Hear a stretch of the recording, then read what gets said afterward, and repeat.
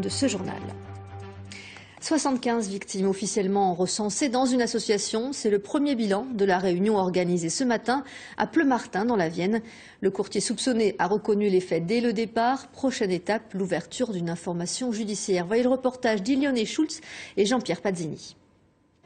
Ces chèques-là, c'est pour eux qu'ils les signent cette fois-ci, pour servir leur combat. Car ce sont les premières cotisations versées à leur association de défense. Elles pourraient servir entre autres à avancer des honoraires d'avocats. Notre principale mission, ça va être justement de mettre en place des démarches auprès de cabinets d'avocats spécialisés. Car les presque 80 victimes pour le moment déclarées ont perdu gros. Le préjudice est évalué à 7 millions d'euros. Le courtier indépendant leur faisait miroiter des placements juteux, mais en fait, il encaissait directement l'argent. Les clients payaient par chèque. Ils étaient sans ordre, ce qui lui permettait de les encaisser sur son compte personnel ou de s'en servir pour éventuellement faire des fonds qui étaient réclamés par d'autres clients. Janine est là aujourd'hui pour représenter sa cousine restée à Bordeaux. Elle est dans un état pas pensable, prête à se jeter dans la Garonne. Vous voyez au point où elle en est, donc je la représente.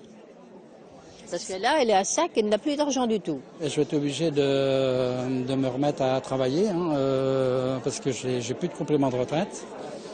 Donc avec une retraite d'agriculteur, c'est pas facile aujourd'hui de vivre. On a des petites retraites, donc voilà, on va être obligé de se remettre au travail. Donc à 64 ans, ça me fait vraiment mal.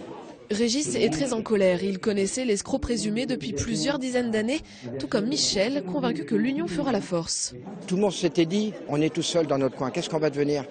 Et là, être les uns à côté des autres, tout le monde se mobilise, c'est énorme. Et le bureau est formé, et je pense que c'est que des gens motivés, et qu'on ne va pas s'arrêter là. Je ne veux pas vous créer de faux espoirs, mais si on est déterminé, on peut peut-être obtenir quelque chose.